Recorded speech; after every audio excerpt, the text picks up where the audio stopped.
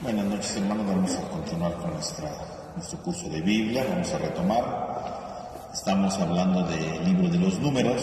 La vez pasada estábamos hablando sobre el libro de números y terminábamos, la última vez, diciendo que Dios había dicho que ya no iban a entrar a la tierra prometida. Ya no van a entrar a la tierra prometida, ya no van a continuar, ¿verdad? Con este proceso que inició en Egipto, ¿verdad? Salieron de ahí para ir a la tierra prometida. Dice, ya no. Como veíamos la última vez, pues ellos no quisieron entrar, se rebelaron, se fueron en contra de Dios, no querían entrar, ¿no? Y decíamos que después de este episodio, ¿verdad?, donde se rebelan, vienen una serie de leyes que precisamente en estas leyes pues, es como una advertencia, ¿no? La nueva generación va a entrar a la tierra prometida, pero va a entrar para cumplir ciertas leyes, ¿no? Va a cumplir ciertas normas, ciertas actitudes, no nada más va a llegar a hacer lo que quiere, va a cumplir ciertas cosas. Y después de estas leyes, entonces va a empezar una serie de relatos en donde nos van a ir diciendo cómo va muriendo esta generación. Porque decíamos que el tema del libro de números es precisamente el cambio de generación. La antigua generación que salió de Egipto, que no quiso entrar a la tierra prometida, entonces no va a entrar porque ellos no quisieron. Y entonces va a venir el cambio, ¿no? La nueva generación, que serían los hijos de los que salieron de Egipto, ¿no? Ellos son los que van a entrar a la tierra prometida, ¿no? Son ellos los que van a entrar. Y entonces ahorita va a empezar una serie de episodios donde nos va narrando la muerte de esta generación. Nos va a ir narrando esto, ¿no? A partir del capítulo 20. Entonces vamos a empezar nuestra reflexión, ¿verdad? Analizando, ¿verdad? Entonces este inicio del capítulo 20 para ir entendiendo, ¿verdad?, lo que aquí nos va narrando, ¿no? Entonces dice, libro de Números, capítulo 20, ahí está, 20 del 1 al 13, vamos a leer, ¿no? Dice, los israelitas, toda la comunidad, llegaron al desierto de Sin el mes primero, y todo el pueblo se quedó en Cadés. Allí murió María y la enterraron. No había agua para la comunidad, por lo que se amotinaron contra Moisés y contra Aarón. El pueblo protestó contra Moisés diciéndole, ojalá hubiéramos muerto igual que murieron nuestros hermanos delante de Yahvé. Porque, ¿por qué has traído a la asamblea de Yahvé a este desierto para que muramos nosotros y nuestros ganados? ¿Por qué nos ha subido a Egipto para traernos a este lugar pésimo, un lugar donde no hay sembrado, ni higuera, ni viña, ni ganado, ni donde haya agua que beber? Moisés y Aarón dejaron la asamblea, se fueron a la entrada de la tienda del encuentro y cayeron rostro en tierra. Y se les apareció la gloria de Yahvé. Yahvé habló con Moisés y les dijo, toma la vara y reúne a la comunidad con tu hermano Aarón. Hablen luego a la peña, a la roca, en presencia de ellos, y ella les dará agua. Harás brotar para ellos agua de la peña, y les darás de beber a la comunidad y a sus ganados.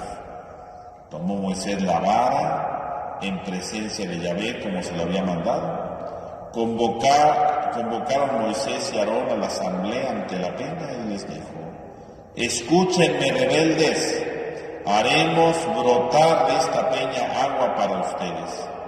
Moisés alzó la vara y golpeó la peña con su vara 2 veces.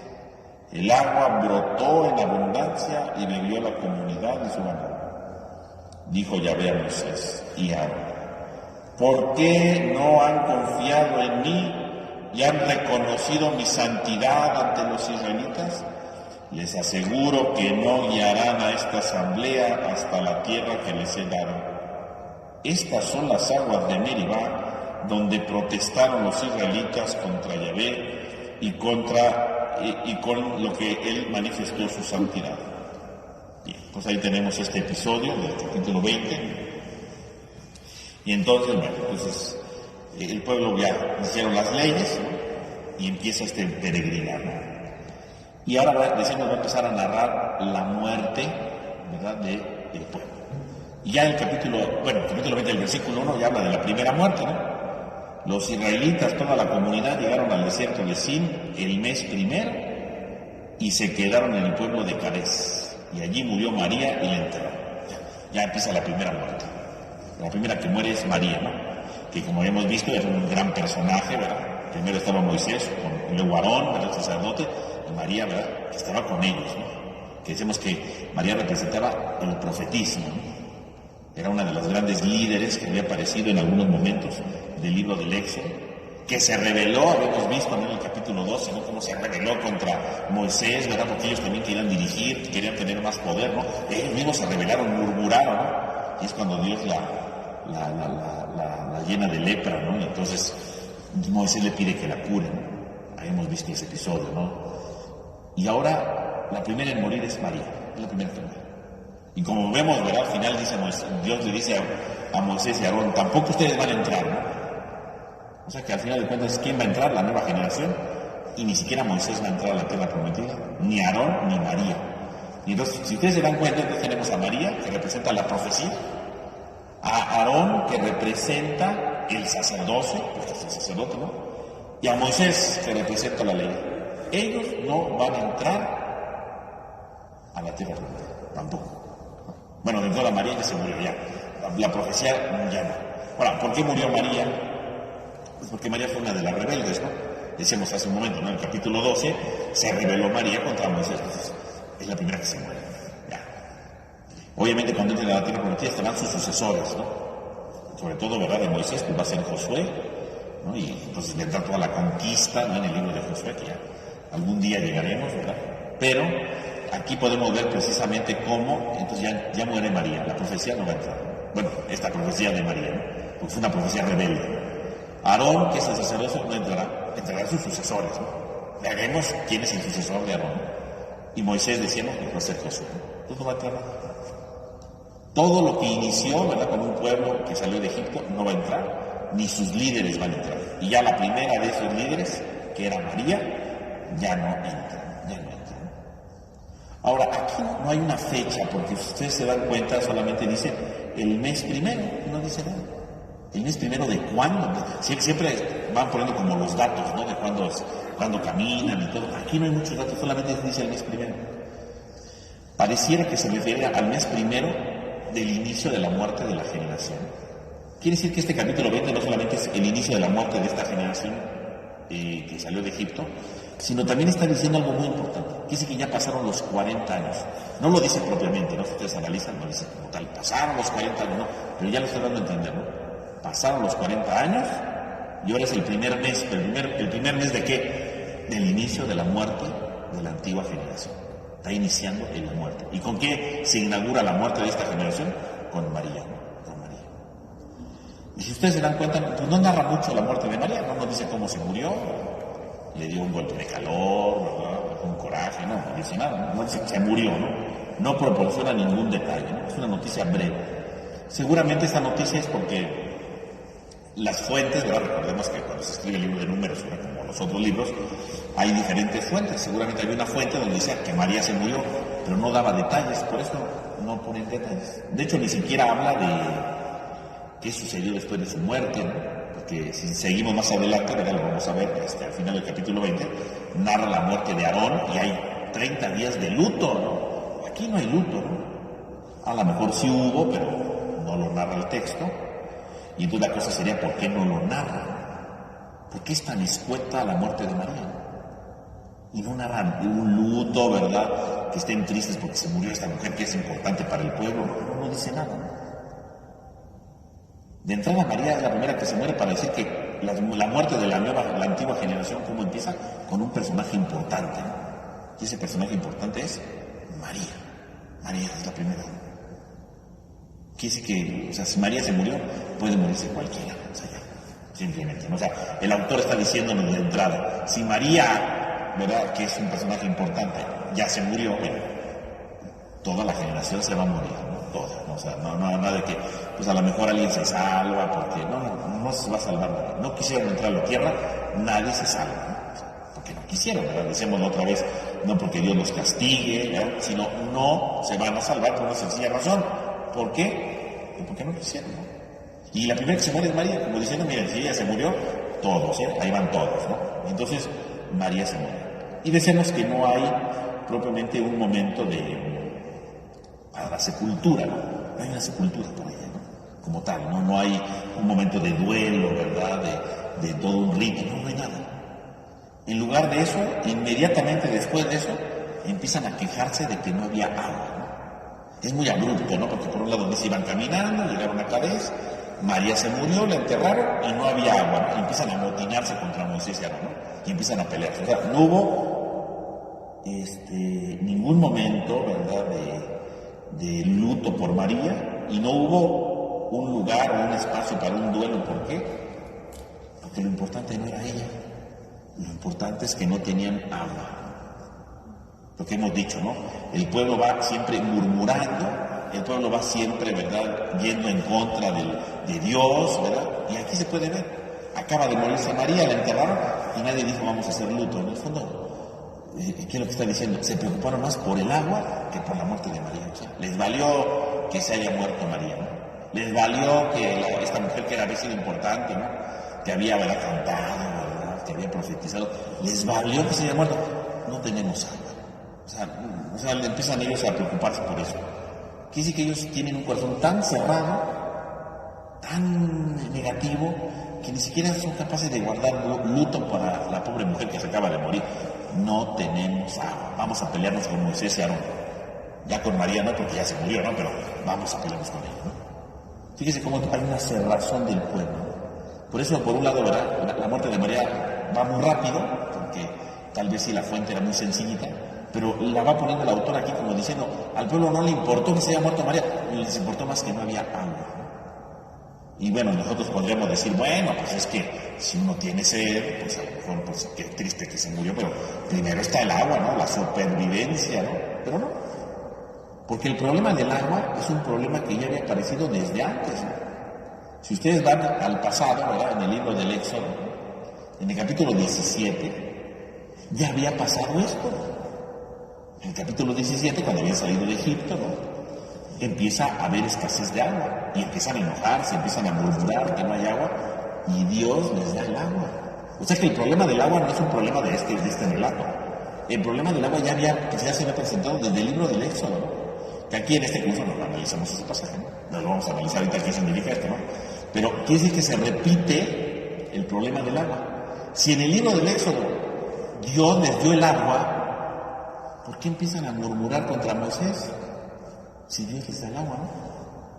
O sea, están topándose con un problema que tuvieron al inicio y que Dios les solucionó, que Dios en su providencia les dio el agua. O sea, Dios ya les había ayudado desde antes, ¿no? No había agua, se enojaron, bueno, Dios les dio el agua, ¿no? O sea, no hubo un problema. ¿Por qué ahorita que no hay agua se enojan? Si Dios en el pasado ya les había dado agua, ¿por qué se enojan ahorita? ¿Cuál es la razón? ¿Cuál es el motivo de su enojo, de su murmuración, de pelearse con Moisés? Pues si Dios ya había dado el agua de mucho, ¿no? Si Dios nos dio agua en el pasado, pues seguro nos da agua ahorita. ¿Por qué se pelean? Quiere decir que el pueblo no ha aprendido en absoluto nada, nada. Cuando empezaron su camino por el desierto hace 40 años, ellos no tenían agua y Dios les dio agua. 40 años después no vuelve a haber agua y se enojan de nuevo. Bueno, pues 40 años no han servido para nada, ¿no? Quiere decir que aunque Dios les ha dado agua en el pasado, ahorita dicen, no tenemos agua, vamos a morirnos. O sea, ¿cómo es posible que puedan pensar eso, no? O sea, aquí hay una cosa terrible, ¿no? Porque quiere decir que 40 años no han servido para nada, ¿no? Para nada. Siguen desconfiando de Dios. Siguen murmurando de Dios, siguen peleándose con Moisés, no han aprendido absolutamente nada. Ese es el drama de todo esto, ¿no? 40 años no ha servido para nada, ¿no? 40 años en el que Dios en el desierto les fue mostrando su amor, ¿no? Les fue mostrando su cercanía, les fue mostrando que está cerca de ellos, ¿verdad? Que Dios no los deja, que Dios los abandona. O sea, 40 años para nada. Y eso, bueno, no nomás pensemos en el pueblo de Israel, o sea, a veces también en nuestras vidas, ¿no? Porque uno podría decir, después de tantos años viviendo con una persona, ¿verdad?, que me ama, que me quiere, no, pues el amor crece. No, pueden pasar años y nunca reconocer el amor de la otra persona. ¿No? Puede pasar eso, ¿no? Así como 40 años no sirvieron de nada porque siguen desconfiando de Dios, pues así puede pasar en la gente, ¿no? Que pueden vivir toda una vida con alguien y después de tantos años siguen desconfiando de esa persona, ¿no? Siguen desconfiando, ¿no? Hay gente que es así, ¿no? Llevamos tantos años juntos y hoy desconfío de mí, y de lo mismo, no de algo nuevo, no de género, que es algo distinto que nadie conoce, no, algo que ya hemos superado, que hemos crecido y vuelven a desconfiar, ¿no? ¿Cómo es posible que vuelvan a desconfiar? Quiere decir que no han aprendido nada, quiere decir que no han valorado el amor, ¿no? Hay personas así, ¿no? Hay matrimonios que pueden vivir juntos toda su vida, le han pasado pruebas, todo, y después de muchos años vuelven a repetir lo mismo del inicio. Pues entonces, ¿para qué vivieron tantos años juntos, no? Dice que no hubo, ahí faltó un compromiso de amor, ¿no? Y bueno, no solo de esposos, eso puede pasar con los hijos, ¿no? Pueden pasar años juntos, con la mamá ayudando a los hijos, ¿verdad? Etcétera, etcétera. Y al final, reclamarle a la mamá una tontería y decir que no lo quiere, ¿no? Porque alguna vez decíamos, ¿no? Cuando los hijos crecen, ¿no? Pues entonces, ay, tú nunca estuviste conmigo porque te ibas a trabajar. Tantos años juntos, tantos años dándole a su mamá tanta cosa, manteniéndolo, ayudándolo, ¿verdad? Dándole lo que necesitaba, para que al final el hijo diga, es que no me quieres. No se valora el amor. No porque alguien viva junto, ¿verdad? Mucho tiempo, ¿verdad? Años y años y años, ¿verdad? Viviendo juntos, dando signos de amor, significa que el otro reconozca el amor de la otra persona. No pasa así, ¿eh? Pueden pasar años y después decir, no me quieres.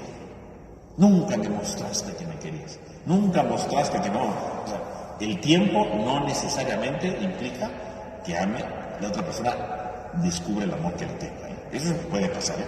Bueno, si le pasó a Dios, le puede pasar a cualquiera, ¿no? 40 años juntos y después de 40 años nos va a dejar morir de ser, no, pues ya. O sea, eso es inconcebible, ¿no? O sea, no lograron jamás conocer el amor de Dios. Esa es la última de todo, ¿no? Se acaba de morir María, es para que dijera, no, pues se murió María, o sea, pues vamos a empezarnos a morir todos, vamos a acabarnos, ¿no? Hay que pedirle perdón a Dios, porque pues ya se murió María, si María empezó, pues cualquiera se puede morir, ¿no? Hay que pedirle perdón a Dios. Ah, no, en lugar de pensar en eso, entiérrenla y vamos a quejarnos porque no tenemos agua. Dios nos mandó a la muerte, ¿no? Nos hubiéramos quedado en Egipto, mejor nos hubieran muerto hace rato, o sea, no sirvió de nada. Este yo creo que es uno de los fracasos más grandes del amor, ¿no? Si lo pensáramos bien. 40 años caminando con Dios, bueno, más de 40 años caminando con Dios, y no sirvió de nada. Terrible, ¿no? Terrible. A lo mejor ahí hubiera habido alguna oportunidad, ¿verdad?, de pedirle perdón a Dios con la muerte de María. Pudieron haber dicho, no, hay que sensibilizarnos, hay que pedirle perdón a Dios, por favor. No. Se murió María, ¿por qué no hay agua? O sea, no hay el fracaso profundo del amor. O sea, el amor puede fracasar, ¿eh? El amor siempre puede fracasar.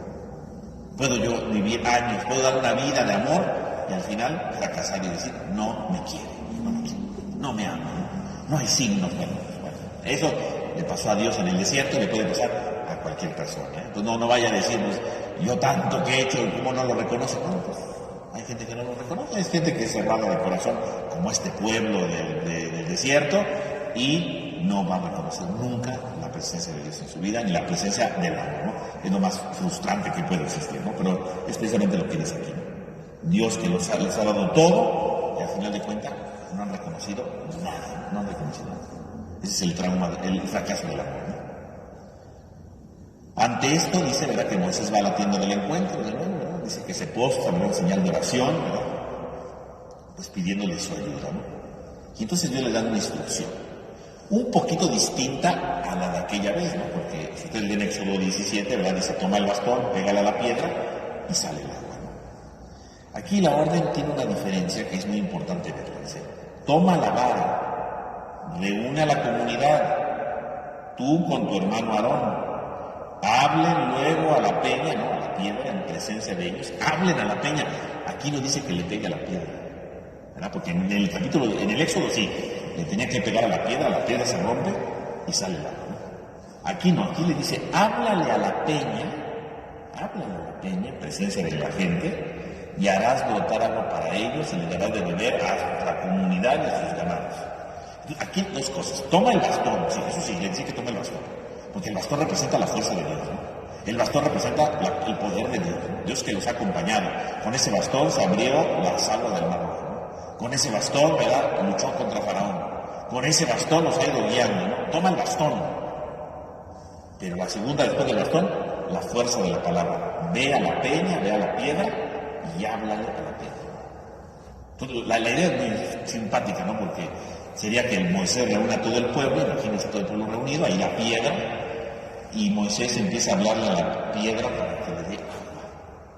O sea, la piedra le va a dar agua por la fuerza de la palabra. ¿Por qué la piedra va a dar agua? No porque la piedra dé agua, sino va a dar agua porque la palabra de Dios se lo está pidiendo. La fuerza de la palabra. La palabra tiene tanta fuerza que puede producir agua de una piedra. Vete a la peña y háblale a la peña. No dice que le diga, no, danos agua o lo que sea, ¿no? Pero va a dar agua, pero no porque Moisés se lo diga va a dar el agua, sino porque Dios le dice, habla, o sea, es la palabra de Dios a través de Moisés la que le va a decir a la peña que le dé agua, ¿no? Eso es lo que está diciendo. Ahora, ¿qué significa que la peña de agua? Porque aquí va a pasar, y ya había pasado, lo decíamos en el capítulo 17 del Éxodo, ¿qué significa que una piedra de agua? ¿No? Aquí está la clave de todo, ¿no? ¿Por qué una piedra puede dar agua? Si lo pensamos bien, pues si yo quiero sacar agua, puede haber muchos métodos, ¿no? Pero a nadie se le ocurriría que de una piedra salga agua. No, o sea, decir, a ver, necesitamos agua, ¿qué hacen? Pues vamos a excavar, ¿no? A lo mejor allá en el fondo hay un río, ¿no? Hay agua, ¿no? Vamos a buscar un manantial, un oasis, o sea, si alguien quiere agua en el desierto, pues hay pocas posibilidades, pero hay que buscar el agua. A nadie se le ocurriría que de una piedra saliera agua, ¿no? Nadie, ¿no? Tenemos sed, pues vamos a una piedra. No, pues no, allí no se puede, ¿no? En el fondo, ¿qué significa entonces que salga agua de una piedra? Pues es una señal extraña, ¿no? Que está desafiando la fe, ¿no? Quiere decir que Dios puede sacar el agua de donde menos se lo imagina. O sea, Dios va a ayudar siempre al pueblo de donde menos se lo imagina. Pareciera una tomada de pelo, ¿no? O sea, ¿cómo de una piedra va a salir agua? Las piedras no dan agua, ¿no? Pero Dios dice, la piedra te va a dar agua. Es decir, Dios desafía la fe del pueblo, ¿no? O sea, cuando tú crees que todo está perdido, cuando tú crees que ya no hay nada más que hacer, cuando tú crees que ya no hay ninguna solución, Dios puede darte vida de donde menos te lo imaginabas, de donde menos lo creías. Cuando tú tenías sed y decías, no hay agua, no hay árboles, no hay nada, solamente hay piedras, bueno, pues de la piedra puede salir agua. O sea, en el fondo, la enseñanza de una piedra que dé agua, en el fondo, ¿cuál es? Que cuando menos te lo imagines, Dios va a dar una solución del camino que menos pensaba. Es que tengo una deuda, todos pensamos, ¿no? Pues si me gano la lotería, si me dan un dinero, si me lo encuentro en la calle, voy a pagar la deuda. No necesariamente. A lo mejor vas a pagar de otra manera, ¿no? En la que menos te imaginabas, ¿no? Con la persona que menos creías, ¿no? O en la situación menos inimaginable, aparece una solución. A eso se refiere precisamente sacar agua de la piedra, ¿no? Es decir, Dios siempre va a dar una solución al pueblo, a veces del lugar que menos se lo imagina. Del lugar que menos se lo imagina. Eso es lo que tiene como enseñanza, ¿no? La piedra que saca agua, ¿no? Dios siempre nos va a dar lo necesario, pero nos lo va a dar del lugar que menos pensamos o que menos lo imaginamos, ¿no? La piedra, ¿verdad?, que saca agua. Por lo tanto, mis hermanos, pues esto es la invitación precisamente para reflexionar hasta qué punto a veces confiamos en Dios y decimos, realmente Dios nos va a dar lo que necesitamos del lugar que menos lo pensamos. A veces no es que Dios ya me abandonó, es que Dios no está conmigo, es que Dios esto, ¿verdad? Empezamos a sacar cosas y creemos que Dios ya no está con nosotros y queremos muchas cosas. Pero Dios siempre va a dar una solución de donde menos lo pensamos. Un camino distinto al que imaginábamos. Dios siempre va resolviendo. Pero eso es la fe, ¿no? Dios reta, por lo tanto, la fe, ¿no? Dios llega, ¿verdad?, de la manera menos inimaginable. Ahí llega. Bueno, acaba de pasar el tiempo de la Navidad. En el fondo, ¿qué es la Navidad, no? La Navidad es un reto a la fe, ¿no? El pueblo judío esperaba que naciera el Mesías, que llegara el Mesías. Y llegó de donde menos lo imaginaron. ¿De dónde vino? De una mujer, de una muchacha virgen, en la ciudad de Nazaret, que era la peor de una aldeucha ahí que nadie daba un quinto por eso, ¿verdad? Pues ahí nació el Mesías, de donde menos lo imaginaban. Y aparte, resulta ser que el Mesías, ¿verdad?, es el Hijo de Dios, que se hace hombre, ¿quién se hubiera imaginado que Dios iba a ser hombre? Nadie. Eso es irracional, eso no tiene sentido. ¿Cómo Dios va a hacerse hombre? Nunca nadie se hubiera imaginado eso, ¿no? Pues Dios decidió hacerse hombre. Y decidió nacer en un pueblo ahí, de una mujer de Nazaret, ¿no? Miserable, marginada, ¿verdad? Porque era un lugar marginado. Y luego en Belén, ahí, dice, ¿verdad? El Evangelio de Lucas, ¿no? Ahí con los animales, o sea, ¿quién se hubiera imaginado eso? Nadie. La solución de Dios está a veces donde menos lo imaginamos. Los caminos de Dios no son los de nosotros, ¿no? Los caminos de Dios, ya dice el profeta Isaías, ¿verdad? No son los que nosotros queremos, los que nosotros elaboramos. Los caminos de Dios son otros. El pueblo tiene sed, pues el camino de Dios es otro. ¿Tienen sed? Vayan a la piedra. Bueno, es un reto a la fe. Y entonces aquí está, hace uno, o confía en Dios y sabe que me va a dar las cosas de donde menos lo imaginamos, o desconfiamos de Él y nos damos la media vuelta y lo ignoramos. Hay dos opciones. Y entonces Moisés tiene que ir a la piedra, ¿verdad? Tiene que ir allá, precisamente para que le dé agua, ¿no? Y entonces ocurre una cosa muy curiosa, ¿no? Porque dice el texto, ¿no? Tomó Moisés la vara, el bastón, ¿verdad? En presencia de Dios, convocaron a la asamblea y les dice: escúchenme, rebeldes, haremos brotar de esta peña agua para ustedes.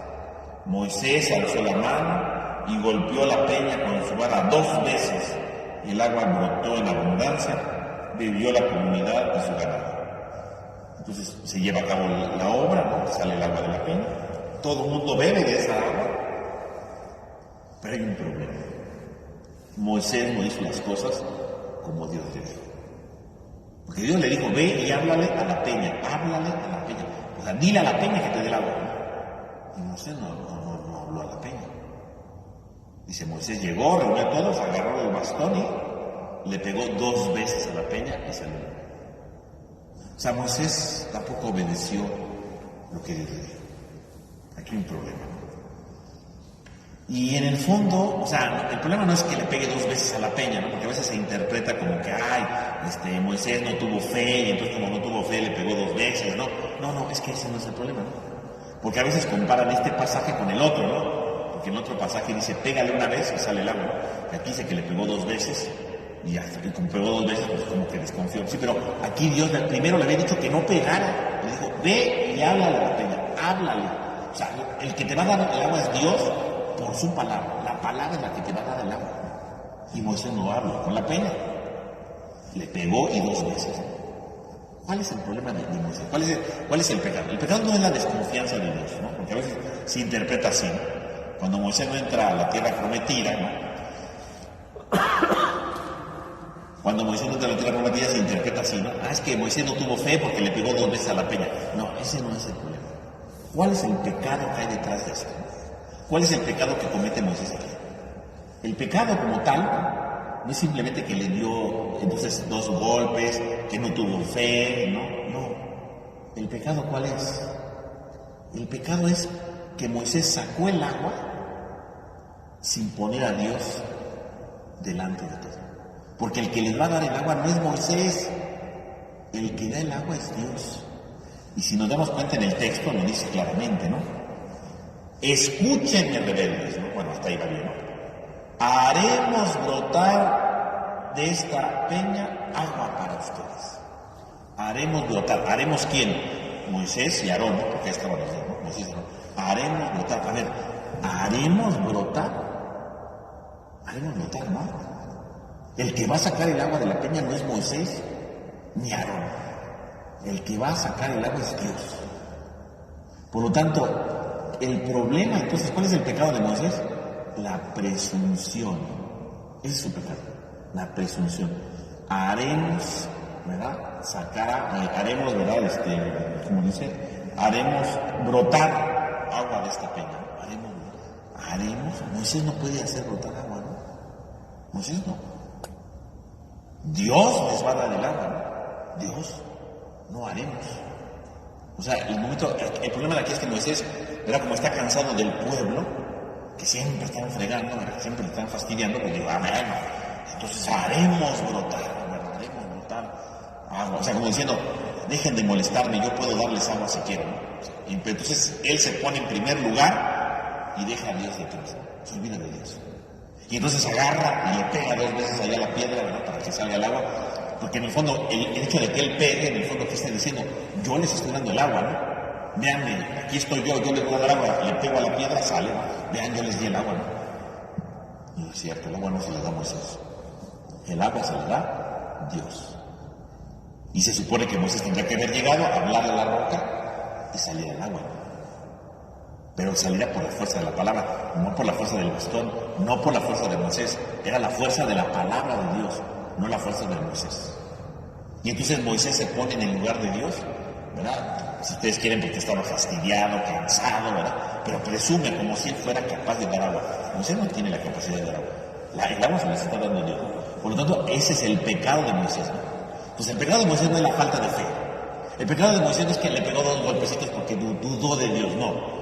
El pecado de Moisés es que en un momento de arrebato le gana la soberbia y cree que él es el que va a darle agua al pueblo. Y el que le da agua al pueblo no es Moisés, es Dios. Se pone en el lugar de Dios. Ese es el problema de fondo. Esa es la dificultad que se encuentra aquí. Ese es el pecado que se comete. Entonces, no es la desconfianza de Dios ni nada, ¿no? Es que Moisés se está poniendo enfrente de Dios y decir, yo le voy a dar el agua. Ese es su pecado. Ahí comienza todo el problema, ¿no? Ahí está precisamente la dificultad, ¿no? Entonces, por eso de inmediato, ¿verdad? Ya que sale el agua y empiezan a tomar, le dice Dios, por no haber confiado en mí, honrándome ante los israelitas, fíjense, honrándome. Porque si el agua se les iba a dar Dios, miren, Dios les va a dar agua de esta peña, sale el agua, Dios les dio el agua. No, le haremos brotar agua, ¿no? Y le pega y órale, veanme, no me honraste delante del pueblo. O sea, tanto caminar para que salgas con ahora tú eres el héroe, ¿no? Por no haberme honrado ante los israelitas, te aseguro que no guiarás esta asamblea hasta la tierra que les daré. No van a llegar a la tierra. O sea, Moisés no, ¿por qué no va a llegar? Pues Moisés no va a llegar, no porque no tenga fe, no va a llegar porque no le dio su lugar a Dios, ¿no? Ese es el problema aquí de este relato, ¿no? De Aarón y de Moisés, ¿no?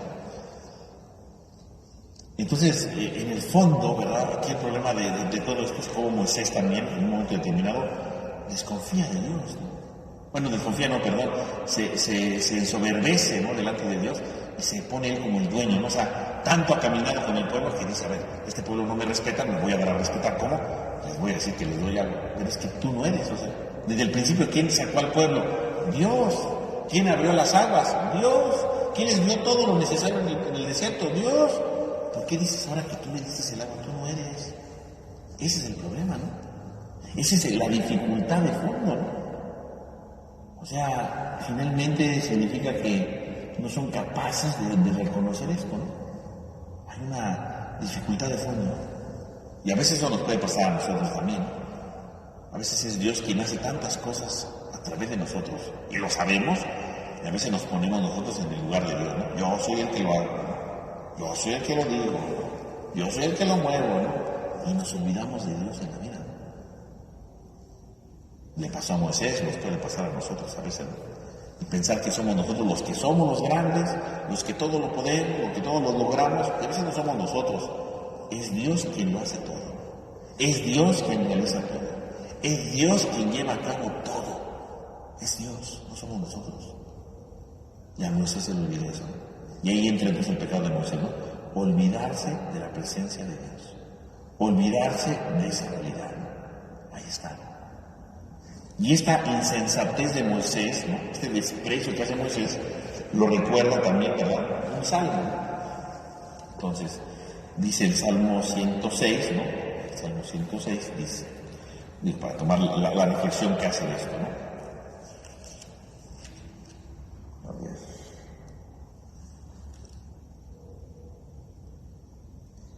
Dice el Salmo 106, versículo 32, ¿no? Lo hicieron enojar en las aguas de Meribá, y mal le fue a Moisés por su culpa, pues llegaron a amargarle el espíritu y habló a la ligera con sus labios. Fíjense cómo hace la interpretación el Salmo 106 de esto, ¿no? Dice, lo enojaron, o sea, hicieron enojar a Moisés en las aguas de Meribá. Dice, y porque lo hicieron enojar, le fue mal a Moisés por culpa del pueblo, ¿no? Porque lo amargaron, porque le amargaron el espíritu y habló a la ligera con sus labios. Porque en el fondo, el hecho de pegarle a la peña, decir, miren, tomen agua, es hablar a la ligera.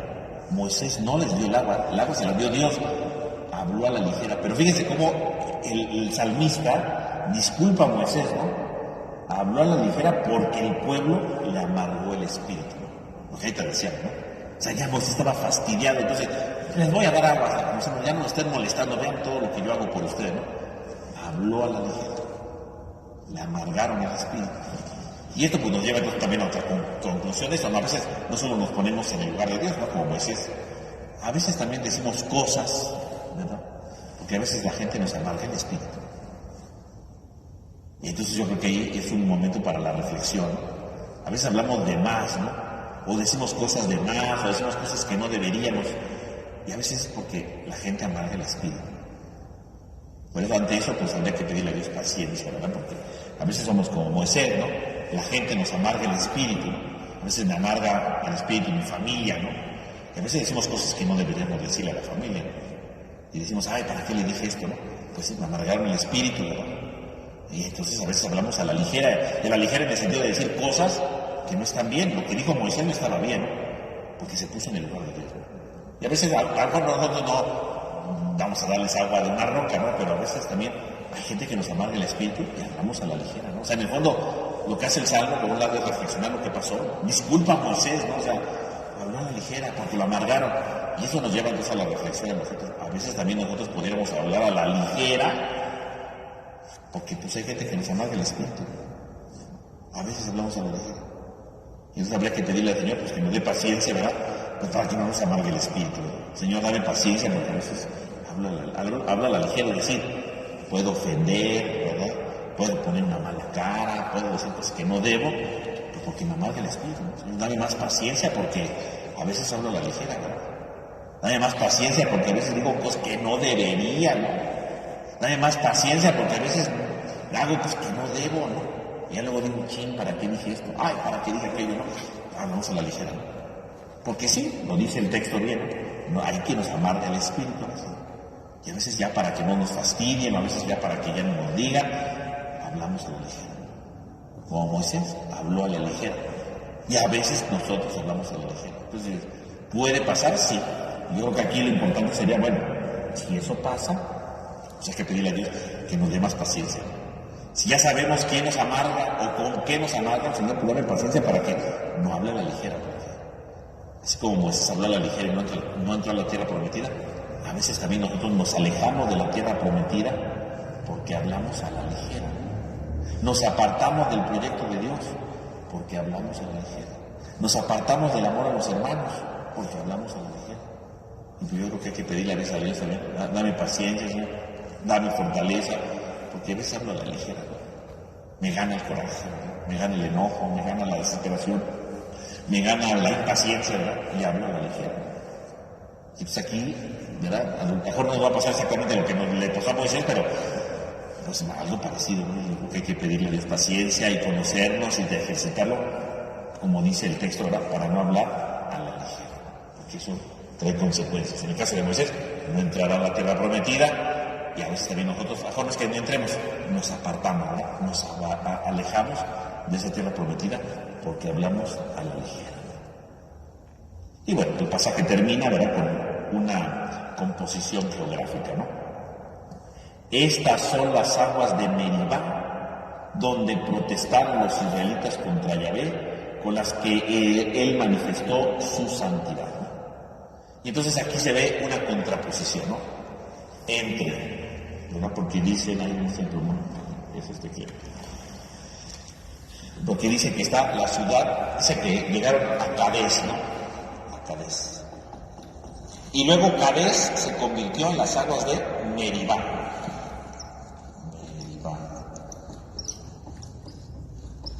Entonces está Cades contra Meribá. ¿Qué quiere decir Cades? Cades quiere decir santidad. ¿Qué quiere decir Meribá? Meribá lo traducen como rebeldía, ¿no? Pero la palabra Meribá, rebeldía, viene, ¿verdad?, de otra expresión previa, ¿no? Viene del verbo rib. Rib. Aquí está, ¿no? Meribá. Rib. Rib quiere decir contender. Contender. Entonces, vamos a explicar esto de Meribá. Contender, ¿verdad? Contender significa cuando yo estoy en un pleito, ¿no? En un juicio, por ejemplo, ¿no? Y entonces yo me estoy defendiendo, ¿verdad? No, no es cierto, yo no hice eso. Obviamente cuando alguien se defiende en un juicio, pues se defiende, ¿verdad? Con agresión, ¿verdad? Con fuerza, ¿no? Si a mí me están acusando de algo que no hice, pues yo no me voy a defender diciendo, no, pues no, yo no lo hice. No, pues ya me comieron el mandado, ¿no? Contender es que yo me tomo fuerza y digo, a ver, no, yo no lo hice, ¿verdad? Saco pruebas, argumentos, ¿verdad? Contiendo, ¿no? Para defenderme, ¿no? Contiendo para hacerme fuerte, ¿no? Entonces ahí está, ¿no? Eso es ahora, Meribá significa entonces el que contiende, ¿no? El que contiende, pero que contiende precisamente con orgullo, ¿no? El que contiende, ¿verdad?, para llevar la contraria, ¿no? Es eso, ¿no? El que lleva la contraria. Porque una cosa es defenderse y otra hablar para llevar la contraria. Pues a lo mejor me acusan de algo, pues yo me defiendo, ¿no? Pero a lo mejor me dicen algo y digo, pues le voy a llevar la contraria. ¿Por qué? Pues por fastidiar. Meribá es eso, ¿no? Es el que pelea, pero solamente para llevar la contraria. Eso es Meribá. Meribá significa el que pelea contra otro, se defiende contra otro, pero por un solo objetivo, llevar la contraria. Ni siquiera para defenderse, ¿no? Ni siquiera para ser el inocente, no. Meribá significa el que contiende, ¿no? El que se enfrenta a otro, pero para llevar la contraria, nada más para llevar la contraria. Y cuando alguien quiere llevar la contraria, no necesariamente es porque tenga la razón, ¿no? Lleva la contraria solamente para fastidiar, ¿no? Porque mejor yo puedo decir, no, pues sí tiene razón, pero no voy a fregar. Eso se llama Meribá en hebreo, ¿no? Meribá. Entonces, en el lugar de Kadés, donde estaba la santidad de Dios, ¿y cuál es la santidad? Darles el agua, darles la vida. Ahí en el lugar de la santidad, en lugar de recibir la santidad de Dios, en lugar de recibir el amor de Dios, el pueblo le dio su rebeldía, le llevó la contra a Dios. Ese es el drama, ¿no? Ese es el drama. Tendrían que haber llegado a Kadés para ver la santidad de Dios. Y en lugar de eso, el pueblo, mejor nos hubiéramos muerto, ya no queremos estar aquí. O sea, no hubo santidad. Prefirieron la muerte.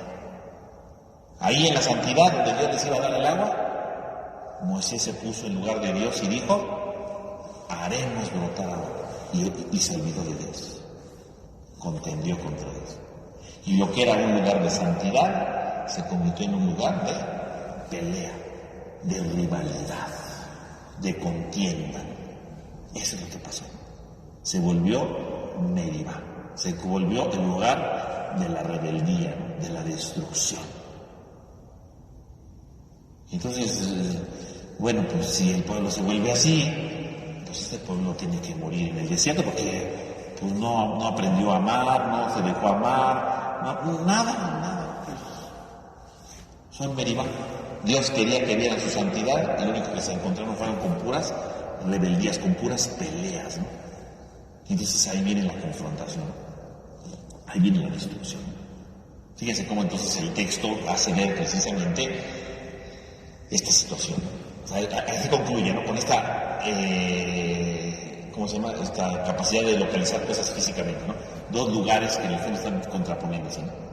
La pregunta sería, bueno, nosotros en nuestra vida buscamos la santidad de Dios, ver los dones de Dios, o nos quedamos en Meribá, porque nada más andamos buscando las cosas negativas, ¿no?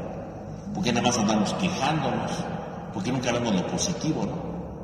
Así como el pueblo llegó a Kadés y en lugar de ver lo bueno, puras cosas malas.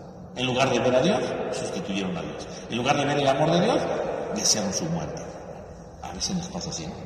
Hacemos que nuestra vida, en lugar de que sea un lugar Kadés, ¿no? un lugar lleno de santidad, un lugar lleno de amor, un lugar unido con Dios, se convierte en Meribá, se convierte en un lugar de contienda, de rebeldía, de llevar la contra, ¿no? de destruir, ¿no? Más que de ayudar, más que de salvar, un lugar de contienda, ¿no? De enfrentamiento.